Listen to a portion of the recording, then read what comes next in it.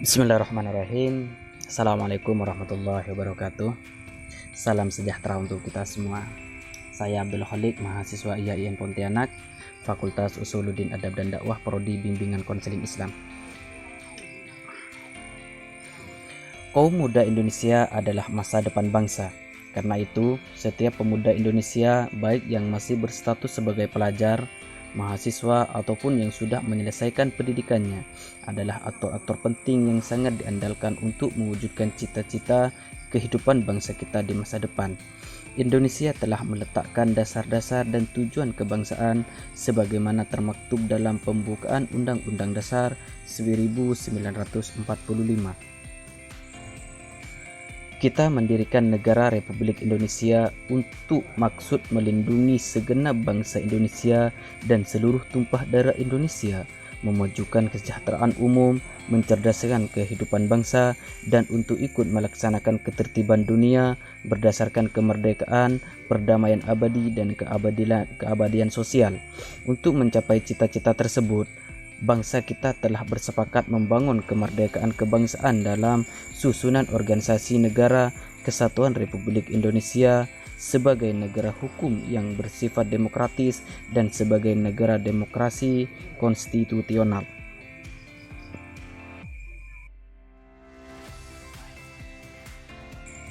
Di samping perkembangan yang bersifat eksternal tersebut di atas, kita pun perlu terus mencermati dinamika perkembangan politik, ekonomi, dan sosial budaya di daerah-daerah dan di tingkat nasional kita sendiri.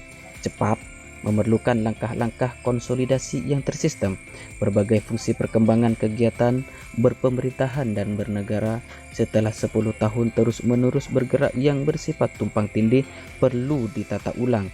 Berbagai kegiatan yang alfa dikerjakan perlu ditangani dengan cara yang lebih baik. Penting bagi kita semua, terutama kaum muda Indonesia, membiasakan diri yaitu untuk mengerjakan apa saja yang semestinya kita kerjakan guna memperbaiki keadaan dan meningkatkan produktivitas kita sebagai bangsa dan negara. Setiap anak bangsa perlu bertekad melaksanakan tugas dan kewajiban masing-masing melebihi apa yang seharusnya dikerjakan, dengan hanya mengambil hak, tidak melebihi hak yang memang seharusnya diterima. Baiklah, pada kesempatan kali ini akan saya coba untuk membahas makna keterbukaan dalam kehidupan berbangsa dan bernegara. Menurut Kamus Umum Bahasa Indonesia atau disebut dengan KUBI, kata keterbukaan berasal dari kata buka yang berarti keadaan terbuka. Arti keterbukaan dalam memberi peluang pihak luar untuk masuk dan menerima berbagai hal dari luar untuk masuk. Maka keterbukaan ini dapat terjadi dalam berbagai aspek kehidupan, baik aspek ilmu, pengetahuan dan teknologi, kebudayaan, ideologi, paham dan aliran maupun ekonomi. Suatu bangsa yang tidak terbuka dengan bangsa lainnya akan menerima akibatnya, yakni dikucilkan dari pergaulan internasional. Oleh karena itulah, komunikasi dan informasi menjadi bagian penting dan mutlak bagi suatu negara. Terkait dengan kehidupan berbangsa dan bernegara, maka makna keterbukaan akan memiliki dimensi luas dan kompleks, yaitu bagaimana suatu negara yang memiliki batas-batas teritorial dan kedaulatan tidak akan berdaya untuk menepis masuknya informasi, komunikasi dan transportasi yang dilakukan oleh masyarakat di luar perbatasan. Pada pembahasan yang kedua, yaitu peranan mahasiswa dalam kehidupan berbangsa dan bernegara. Apa yang terlintas di benak kita ketika kita mendengar kata mahasiswa? Mungkin tidak hanya satu jawaban yang akan terucap dari banyak orang dengan beraneka ragam latar belakang pendidikan. Mahasiswa merupakan sebuah status yang disandang seseorang ketika ia menjalani pendidikan formal pada sebuah perguruan tinggi. Seseorang dapat dikatakan sebagai seorang mahasiswa apabila ia tercatat sebagai mahasiswa secara administrasi sebuah perguruan tinggi yang tentunya mengikuti kegiatan belajar dan mengajar serta kegiatan lainnya. Status ini menjadi mutlak apabila kita berbicara dalam konteks pendidikan formal. Sejarah membuktikan bagaimana kekuatan mahasiswa dalam pergantian rezim yang diktator menuju perubahan ke arah lebih baik. Sebagai contoh, gerakan mahasiswa bersama komponen bangsa lainnya yang ketika itu masyarakat parpol dan ABRI dalam menyuarakan Tritura, 3 tuntunan rakyat, yang berhasil menggantikan rezim kekuasaan saat itu, yang dinilai cenderung terlalu berpihak pada haluan kiri. Kemudian, bagaimana peristiwa Malari, petaka 15 Januari yang dimotori oleh Hariman Schriger yang notabene sebagai mahasiswa kedokteran Universitas Indonesia dan masih membekas di ingatan kita ketika kekuatan mahasiswa untuk menggulingkan rezim Orde Baru yang otoriter yang telah berkuasa selama 32 tahun. Itu merupakan bukti-bukti nyata di mana mahasiswa menunjukkan peranannya di kancah perpolitikan nasional yang tentunya untuk menciptakan keselarasan menuju masyarakat yang makmur sentosa. Meskipun sampai sekarang buah tangan dari perjuangan mahasiswa tersebut masih jauh dari panggang dari api. Sekarang mari kita tengok aktivitas mahasiswa zaman sekarang. Amin Rais pernah mengutarakan intensitas dan kualitas dari gerakan kemahasiswaan cenderung mengalami penurunan seiring datangnya era globalisasi ke negeri kita tercinta ini. Kebanyakan dari mahasiswa lebih banyak menghabiskan waktunya dengan kegiatan yang kurang jelas manfaatnya.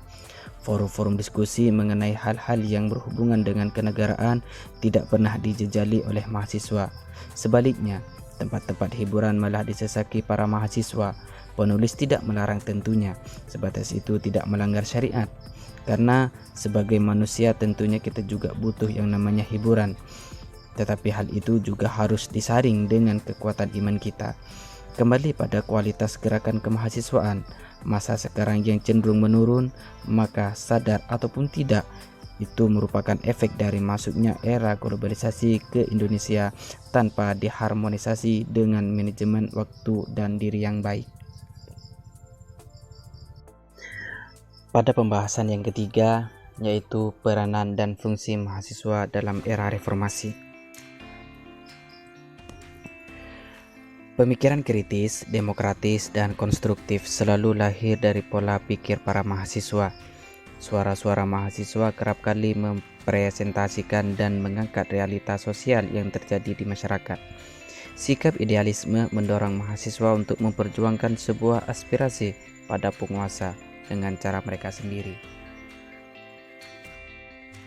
Mahasiswa dituntut untuk berperan lebih, tidak hanya bertanggung jawab sebagai kaum akademis, tetapi di luar itu wajib memikirkan dan mengemban tujuan bangsa.